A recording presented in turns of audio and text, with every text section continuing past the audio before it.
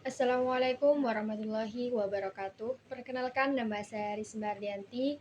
Di sini saya akan menjelaskan tentang pemanfaatan hasil evaluasi dan refleksi pelaksanaan evaluasi. Yang pertama, pentingnya manfaat hasil evaluasi. Salah satu manfaat hasil evaluasi adalah untuk memberikan umpan balik atau feedback terhadap semua pihak yang terlibat dalam suatu proses pembelajaran, baik secara langsung maupun tidak secara langsung. Bahkan ada salah satu ahli yang menyimpulkan agar umpan balik dapat bermanfaat untuk memotivasi peserta didik, maka harus difokuskan pada tiga hal. Yang pertama, kualitas pekerjaan peserta didik dan bukan membandingkannya dengan hasil pekerjaan peserta didik yang lain.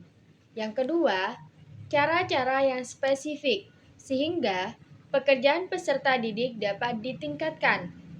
Yang ketiga, peningkatan pekerjaan peserta didik yang harus dibandingkan dengan pekerjaan sebelumnya. Selanjutnya, ada beberapa hal manfaat hasil evaluasi dalam hubungannya dengan pembelajaran. Yang pertama, untuk perbaikan rencana pelaksanaan pembelajaran, perencanaan itu merupakan suatu bagian penting sekaligus menjadi pedoman dan panduan bagi seorang guru dalam melaksanakan suatu proses pembelajaran. Rencana pelaksanaan pembelajaran ini berperan sebagai skenario proses pembelajaran.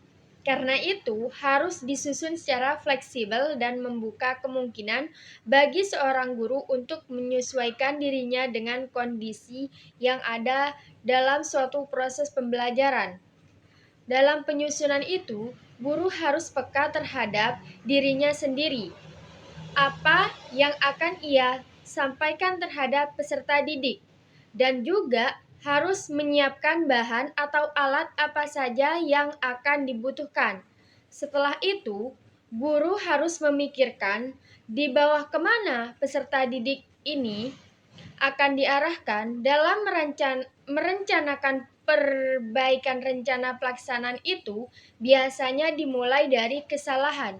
Maka dari itu, kesalahan tersebut guru akan merancang untuk memperbaiki rencana selanjutnya. Yang kedua, untuk mengoptimalkan proses pembelajaran. Optimalisasi proses pembelajaran tersebut adalah upaya memperbaiki proses pembelajaran sehingga peserta didik mencapai keberhasilan proses dan pembelajaran tersebut. Tujuannya adalah untuk memperbaiki aspek-aspek pembelajaran yang dia kurang optimal. Selanjutnya, B. Manfaat hasil evaluasi. Manfaat hasil evaluasi ini dalam proses pembelajaran ini dapat dijadikan motivasi ke depannya untuk bagaimana kita menjalani proses pembelajaran ini lebih baik terhadap peserta didik maupun guru dan orang tua. Di sana, manfaat hasil evaluasi terhadap peserta didik dapat mengembangkan minat dan memotivasi belajar peserta didik, membantu pemahaman peserta didik menjadi lebih baik lagi. Sedangkan guru, manfaat dari evaluasi itu, guru bisa memikirkan kekurangan dalam proses pembelajaran agar lebih berjalan dengan baik atau efektif. Dan orang tua pun perlu yang namanya evaluasi.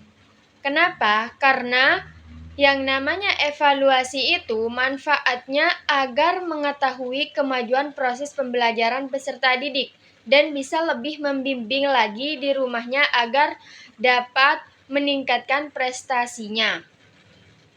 Selanjutnya adalah C. Refleksi pelaksanaan evaluasi dalam proses pembelajaran.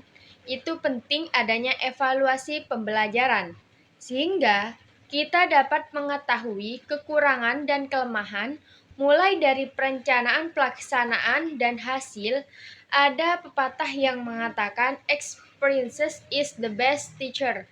Hal ini berdasarkan suatu pemikiran bahwa seseorang tidak akan melakukan kesalahan yang serupa pada kegiatan evaluasi berikutnya. Oleh sebab itu, untuk mencapai kesuksesan itu, kita dapat belajar dari pembelajaran sebelumnya, sehingga bahan untuk memperbaiki selanjutnya. Maka dari itu, pentingnya refleksi pelaksanaan evaluasi, yaitu memikirkan bagaimana ke depannya agar proses pembelajaran ini lebih meningkat lagi, baik dari peserta didik tersebut maupun guru yang mengatur jalannya suatu proses pembelajaran tersebut. Selanjutnya adalah D. Keberhasilan belajar. Keberhasilan belajar dapat didapatkan melalui 7 prinsip. Yang pertama, perhatian dan motivasi. Perhatian mempunyai peran penting dalam suatu proses pembelajaran. Karena itu, peserta didik tanpa adanya perhatian dari seorang guru, maka proses pembelajarannya bisa tidak optimal. Sebab itu, jika seorang guru tidak mendekati atau tidak memberikan perhatian terhadap peserta didik, maka tidak akan tahu kekurangan dan kelebihan dari peserta didik tersebut. Sedangkan motivasi merupakan salah satu cara untuk mengajak peserta didik agar tertarik dan mau berproses dalam pembelajaran tersebut. Yang kedua, keaktifan. Pada dasarnya, peserta didik adalah manusia aktif yang mempunyai dorongan untuk berbuat sesuatu, mempunyai kemampuan dan aspirasi sendiri. Jadi, jika kita ingin meraih suatu keberhasilan, maka harus ada yang namanya tindakan. Seperti halnya peserta didik jika ingin mendapatkan suatu keberhasilan dalam proses pembelajarannya, maka harus lebih aktif lagi, baik di dalam kelas maupun di luar. Nah, selanjutnya adalah ketiga, keterlibatan langsung atau berpengalaman. Dalam proses pembelajaran, keterlibatan langsung ini adalah suatu proses pembelajaran yang melibatkan terjadinya interaksi antara peserta didik dengan gurunya. Seperti halnya, seorang guru memberikan materi terhadap peserta didik, sedangkan proses pembelajaran berpengalaman adalah suatu proses pembelajaran yang dilakukan dengan cara suatu tindakan, seperti halnya melakukan praktikum.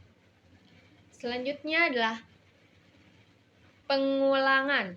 Menurut teori psikologi, daya belajar adalah melatih daya-daya yang ada pada jiwa manusia, seperti daya mengamati, menanggapi, mengikat, menghayal, merasakan, dan berpikir. Melalui pengulangan, maka daya-daya tersebut akan berkembang. Yang kelima adalah tantangan. Dalam proses pembelajaran, peserta didik pasti memiliki tujuan yang ingin ia capai. Namun, untuk mendapatkan tujuan tersebut pasti ada yang namanya hambatan, dan hambatan ini adalah sebuah tantangan bagi peserta didik yang memang harus mereka pelajari dan dijadikan motivasi agar mencapai tujuan tersebut. Yang keenam, yaitu balikan dan penguatan. Hasil belajar yang baik akan merupakan balikan atau feedback yang menyenangkan dan berpengaruh baik terhadap kegiatan selanjutnya. Sedangkan penguatan positif maupun negatif dapat memperkuat belajar. Tugas seseorang guru harus memberikan nilai berkelanjutan. Sebaliknya terhadap peserta didik untuk meningkatkan kegiatan belajar selanjutnya. Yang ketujuh, perbedaan individu. Setiap peserta didik memiliki perbedaan satu dengan yang lainnya. Perbedaan individu ini dapat berpengaruh dalam proses pembelajarannya. Implikasinya adalah seorang guru harus memberikan pelayanan dan bimbingan kepada peserta didik secara individual, sehingga peserta didik ini dapat mengembangkan potensi dirinya secara maksimal. Selanjutnya yaitu evaluasi diri terhadap proses pembelajaran. Proses pembelajaran, guru juga punya evaluasi diri untuk melakukan evaluasi. Guru harus berpegangan pada prinsip-prinsip tertentu, seperti kejujuran, kecermatan, kesungguhan. Dengan adanya evaluasi diri sendiri, kita akan lebih mudah untuk melangkah lebih maju lagi. Sebab itu, jika sudah melakukan evaluasi diri, kita akan mengetahui kekurangan dan kelebihan diri kita. Sehingga kita dapat merefleksikan diri kita agar menjadi lebih baik lagi ke depannya. Jangan pernah takut jujur, karena setiap orang atau guru pasti ada kesalahan dan bisa merubah diri kita sendiri menjadi lebih baik lagi. Dan seorang guru untuk melakukan evaluasi diri memerlukan informasi atau data peserta didik. Selanjutnya adalah F. Faktor penyebab kegagalan dan pendukung keberhasilan dalam pembelajaran. Dalam proses pembelajaran, guru dapat melakukan yang namanya penilaian diagnostik, yaitu penilaian yang berfungsi untuk mengetahui faktor-faktor penyebab kegagalan atau pendukung keberhasilan pembelajaran. Jika seorang guru tidak mengetahui faktor-faktor kegagalan tersebut atau pendukung keberhasilan, maka akan sulit bagi seorang guru untuk memperbaiki kualitas peserta didik. Dan bagaimana caranya untuk mengembangkan potensi peserta didik dalam proses pembelajaran tersebut. Untuk mengatasi kegagalan tersebut dan keberhasilan proses pembelajaran, seseorang dapat melakukan evaluasi terhadap peserta didik secara perseorangan atau kelompok. Selanjutnya adalah G. Mengoptimalkan proses dan hasil belajar.